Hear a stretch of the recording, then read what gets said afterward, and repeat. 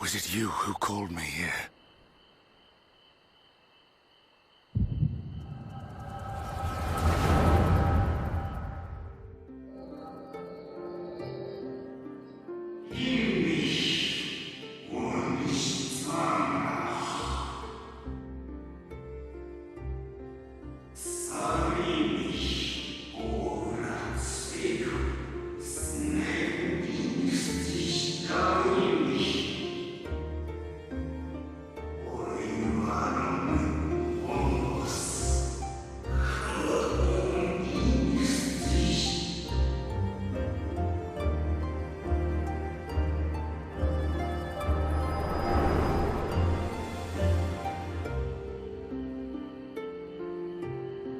So you peered into my memories. No matter. You will have found little of import. But I see you intended to summon me here no more than I intended to come. The fault is mine. Such is the burden of hope.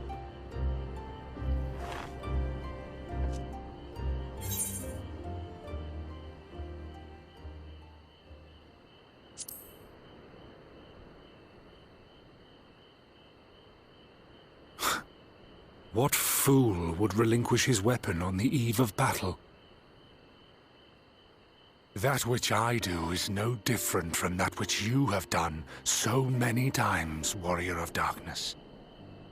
I arm myself, I hone my skills, I make ready to vanquish my enemy. You. You who have murdered my brothers. Who have taken their selfless labors in service to the one true world and turned them to ash. I see you for what you are. You are death, and only in death shall you serve any purpose. The Convocation charged me to steer mankind and the very star upon their true course. As Elidibus, it is my duty, and I shall see it done. I will strike you down. Destroy you, body and soul. All else must wait.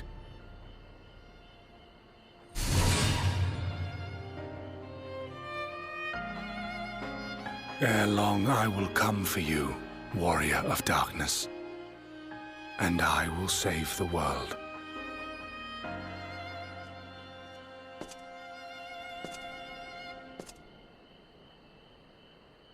One last matter. I bore witness to your final struggle with Emet-Selch. It seemed as if he saw something familiar in you. As if he mistook you for another.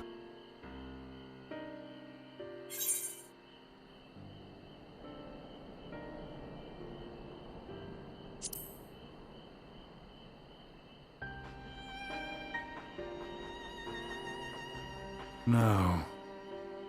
I recall not of whom he spoke. Mayhap I never knew you. Or mayhap it is another fragment lost.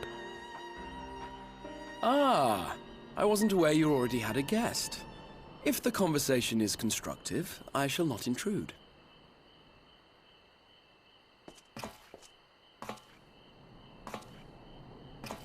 But if you seek to stir up trouble, Elidibus, then I must insist you leave at once.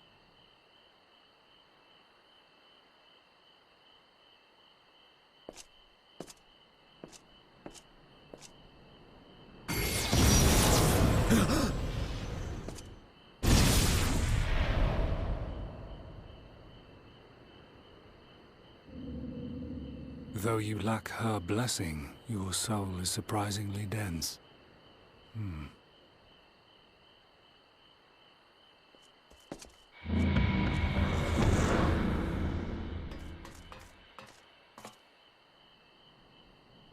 Worry not. I seem to be unharmed.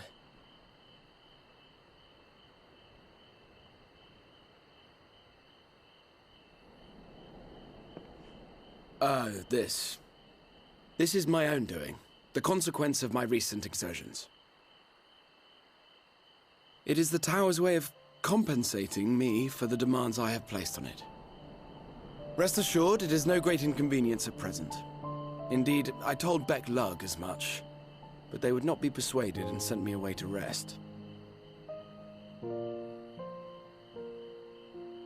No need to make a fuss. Strange as it may sound, I consider it something of a badge of honor.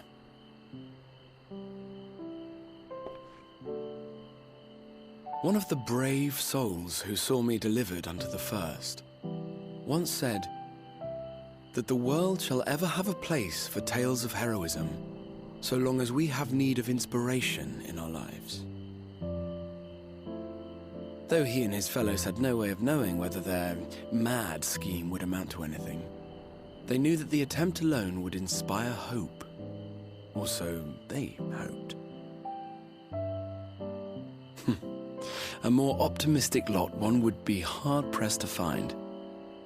They said they would find a means to save our God's forsaken world, just as soon as they had sent me on my way. Said it with such confidence that, for a fleeting moment, I half believed them.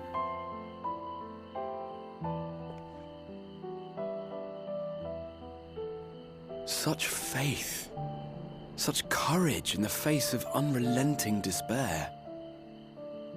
For a long time, it was more than I could bear to remember them. But having come this far, having sent full many on their way myself, I see things more clearly. To take action is to hope. To believe, to choose to believe, is to take the first step towards a brighter future. And why do I tell you this? Because I want you to indulge me in a little recklessness. Needless to say, I have a plan. And when all is said and done, I will ask yet another favor of you.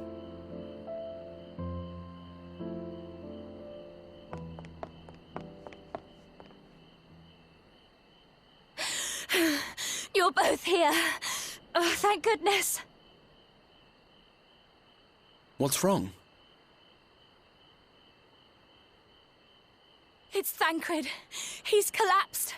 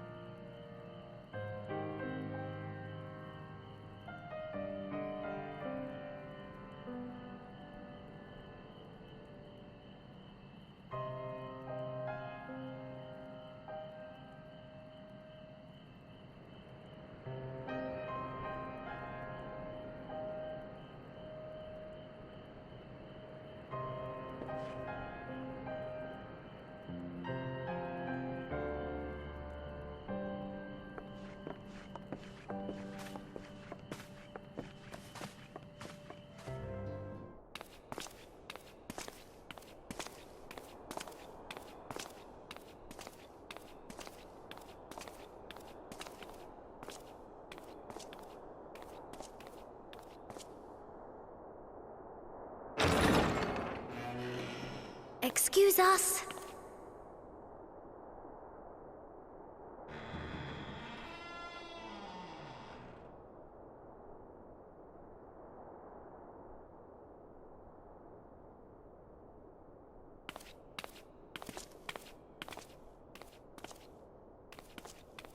This way.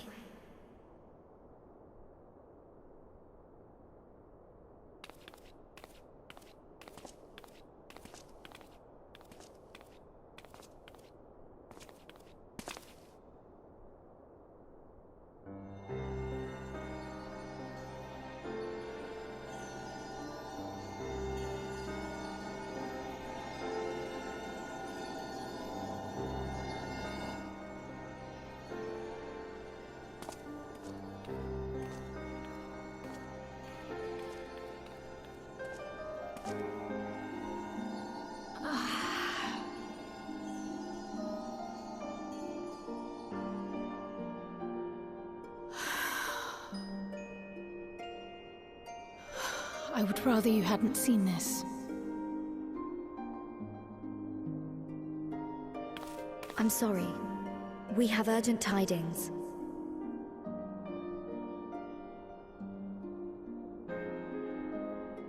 Oh, no, I'm not angry with you. On the contrary. I know full well how hard everyone has been searching for a way to return home. And I had hoped to afford you the time you needed. But given our friend's present state, perhaps it was for the best that you came.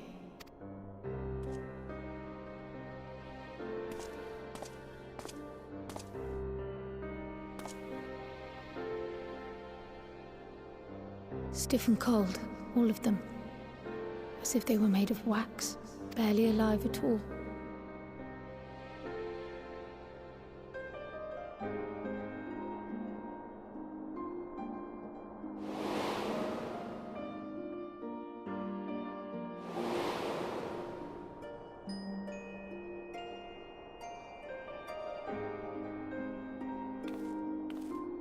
And they had been doing so well.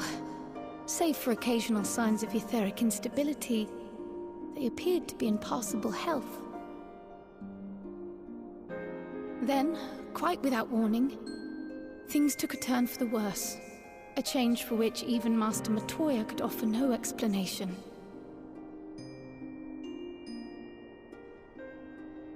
She could only remind me that the soul is yet an unknown frontier, and that much and more lies beyond our ken.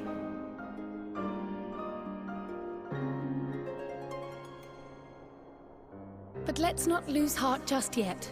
At times like these, it is all the more important that we remain positive. Why? I but this moment succeeded in quelling a fluctuation in Thancred's ether. And while the others have weakened, they have remained relatively stable. I believe I may leave my post for a moment. So come, let me hear your tale outside.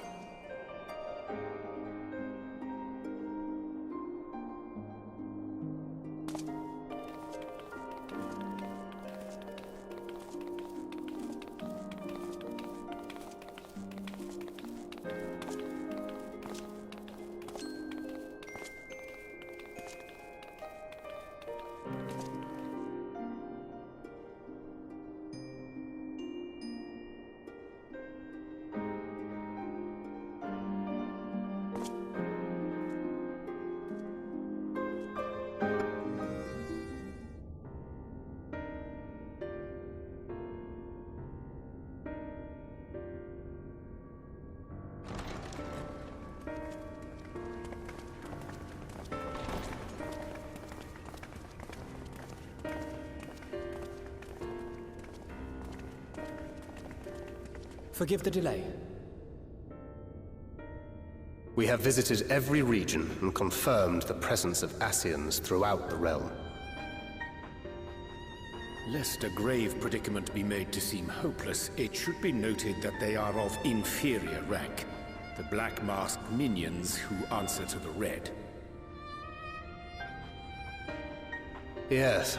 A gaggle of schemers attempting to exploit recent events, to sow the seeds of petty conflict. Fortunately, nothing of any great concern has come of their meddling just yet.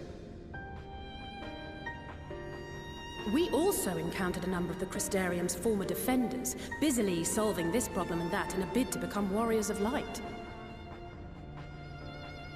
Their zeal is to be applauded. It is but a pity I cannot encourage them on their course. Not knowing Elidibus set them upon it, no. Both the troubles to be solved and the villains to be vanquished are his doing too, like as not. And so, with apologies to the aspiring warriors of light, I believe it best that we deal with the Ascians quickly and quietly. I quite agree.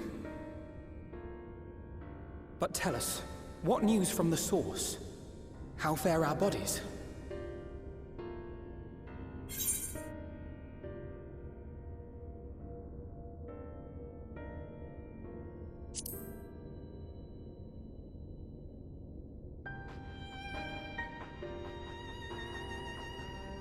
Indeed. Heartening though it is to know we can stay a while longer, returning home must remain our priority. This seems an appropriate moment to ask about the spirit vessel. Have you made any progress? We have, as it happens. One moment.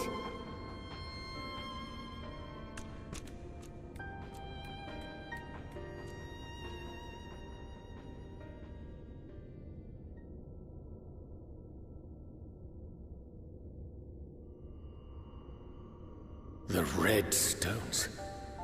Then this doth mean... For the benefit of all, permit us to explain. As you will recall, using white auracite as our starting point, we fashioned a vessel for mind and memory both. Yet, though it served this purpose admirably, the process of imbuing it with one's complete essence proved a somewhat thornier proposition. Simply put, the memory would not accompany the mind. And so, we looked to the Alligan's mastery of memory transference for a solution. This approach was not without its own complications, however, relying as it does upon blood, which inanimate objects, notably, do not possess. We duly explored methods of suffusing the vessel with drops of the aforementioned.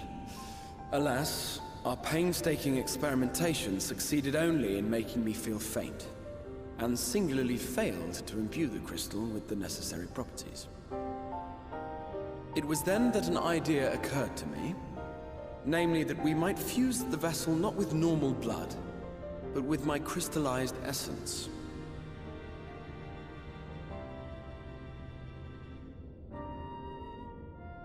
You're doing this for our sakes. So far be it from us to complain. But don't think we haven't noticed what's happening to your arm. It falls well short of offering up my life in exchange for yours, which was your only stipulated prohibition, as I recall. And it is but a small price to pay for delivering you home. Assuming it works. We shall soon know if this grisly addition will serve as a suitable conduit for the subject's memory. Though not soon enough to warrant your waiting. The test is like to take a while. Let us be off then. We have Ascians to attend to, among other things. Forgive me, but I count 6 vessels, and there are only 5 of us. One is for testing purposes. I will personally use it to see whether the crystal functions as it should. And if it does, wouldn't that mean that your soul could also return to the source?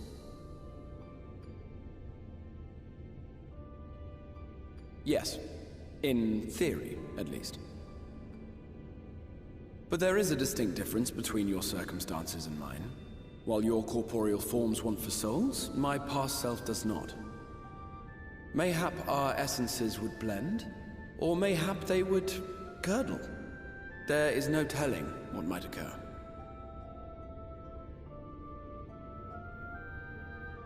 And you'd be willing to take that risk? I would. I see.